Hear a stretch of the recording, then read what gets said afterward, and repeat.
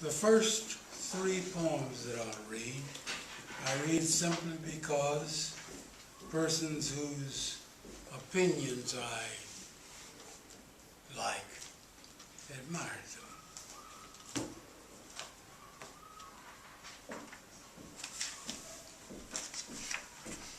The first one is entitled, The Negro.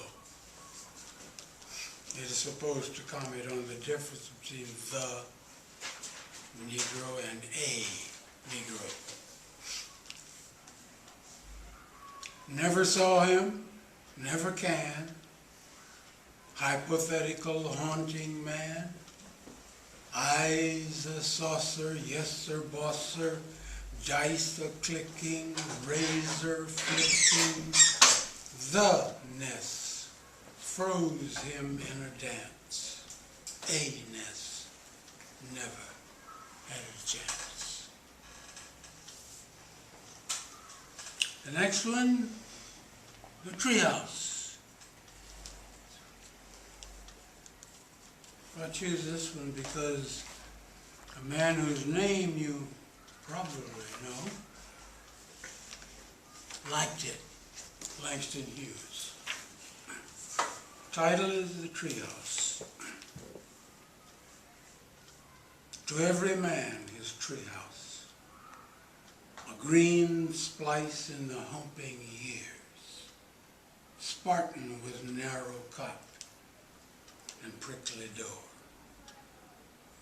To every man his twilight flash of luminous recall of tiptoe years in leaf-stung flight, of days of squirm and bite that waved antennas through the grass, of nights when every moving thing was girl-shaped, expectantly turning. To every man his house below and his house above, with perilous stairs between. And the third one in this little category is called A View from the White Helmet. It was liked by Eleanor Roosevelt, whom I didn't know, but who was known by a colleague of mine.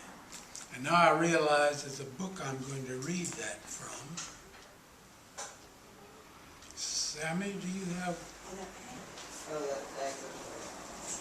Oh, the big bag.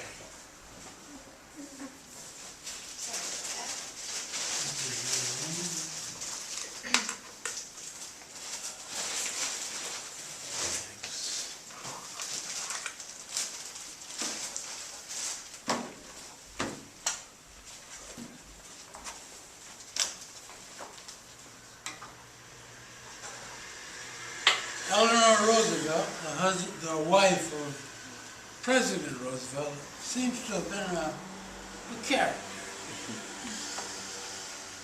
It is said that whenever you couldn't get anything from the president, you would kind of force your hand by saying, well, if you can't help me, I'll have to go to your wife.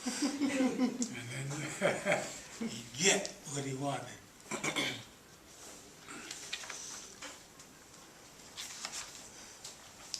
A View from the White Helmet. A glittering thing, Africa long, approaches, gliding through legendary leaves, traversing ancient rivers. A clattering thing, Africa long, echoes, like bracelets of ivory, whirling on black ankles, yet here and there an Oxford sound. A brooding thing, Africa long, remembers, while the squatting flanks of an old witch doctor grow cold. A spangled train, Africa long, arrives. It is the lost safari. It is the long safari. It is the last safari, sending the trinkets back home.